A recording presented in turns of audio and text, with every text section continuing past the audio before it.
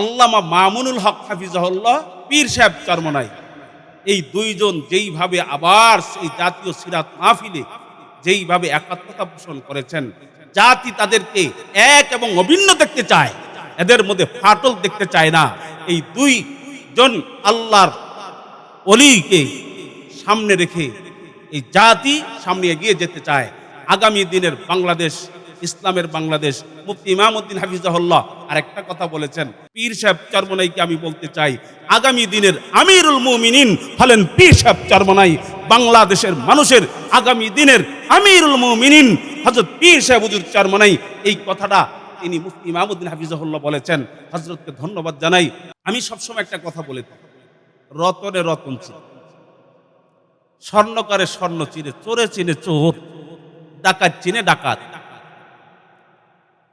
আমি ব্যক্তিগতভাবে আমি নিজে এত আনন্দিত হয়েছি, একজন এত বড় আলেমে দ্বীন মুফতি ইমামউদ্দিন হাফিজাহুল্লাহ, ঢাকা ফরিদাবাদ মাদ্রাসার একজন প্রবীণ মুহাদ্দিস, ওস্তাজুল আসাতিজা মুফতি ইমামউদ্দিন সাহেব দামাত বারাকাতুহুম, তিনি জাতির উদ্দেশ্যে যে একটা মেসেজ দিয়েছেন, আমি হযরতের জন্য দোয়া করি। এত সুন্দর মেসেজ, বাংলার মানুষ মুসলমান আজকে খুশি, ওলামায়ে কেরাম আজকে এই মেসেজে এত খুশি হয়েছে।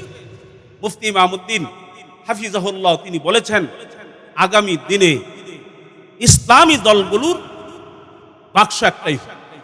যদি ইসলামী দলগুলোর বাক্স একটা না হয়, যদি ভিন্ন ভিন্নভাবে হয়, আমরা ওলামায়ে কেরাম তা প্রতিহত করব, তা মাইনাস করব। আমরা চাই আগামী দিনে ইসলামী দলগুলোর বাক্স যেন একটাই হয়। আমরা দোয়া করি। আর এই বাংলার মুসলমান, বাংলার জাতি আজকে ওলামায়ে কেরামদের দিকে তাকিয়ে আছে, ওলামায়ে কেরামদের দিকে তাকিয়ে আছেন, ওলামায়ে কেরামদের অবস্থান দেখতেছেন, ওলামায়ে কেরামদেরকে ফলো করতেছেন, তারা কোন দিকে যায়, কোন পথ তারা অবলম্বন করতেছে। কিন্তু জাতি, আমরা যতটুকু ব্যক্তিগতভাবে আমরা যতটুকু পর্যালোচনা করে দেখেছি, যেখানেই বসি একটাই কথা আপামর জনতার, হুজুর আপনারা এক হয়ে যান। যদি আপনারা এক হয়ে যান, আগামীর বাংলা হবে ইসলামের বাংলা, আগামী এই দেশটা হবে ওলামায়ে কেরামের দেশ, আগামীর ক্ষমতার মসনদ ওলামায়ে কেরামদের জন্য অপেক্ষা করছে ইনশাআল্লাহ। ইমামউদ্দিন সাহেব আরেকটা কথা বলেছেন, জামাত বুঝি না,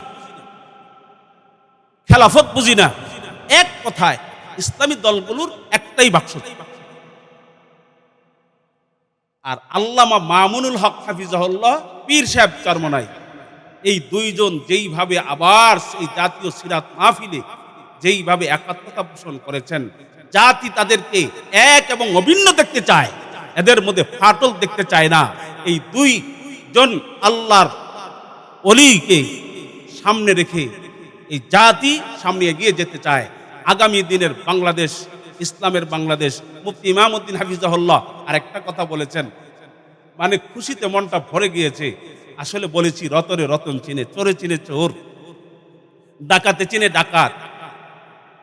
ইমামউদ্দিন হাফিজাহুল্লাহ একজন প্রবীণ আলেমে দ্বীন, যার লাখো লাখো ছাত্র রয়েছে, ওস্তাজুল আসাতিজা, লাখো শত শত হাজার হাজার, যার ও ছাত্রদের মধ্যে শাইখুল হাদিস রয়েছে, মুফতি রয়েছে, মসজিদের খতিব রয়েছে, বক্তা রয়েছে। সারা বাংলাদেশের মধ্যে মুফতি ইমামউদ্দিন হাফিজাহুল্লাহর একটা মর্যাদা আছে। তিনি বলেছেন, আমি বলি, উনি শুধু চরমনাইয়ের পীরকে লক্ষ্য করে বলেন, চরমনাইয়ের পীর উনি খানকার পীর, রণাঙ্গনের বীর, ময়দানের বীর। উনি আরেকটা কথা, সুন্দর একটি নতুন কথা আজ পর্যন্ত কেউ বলে নাই।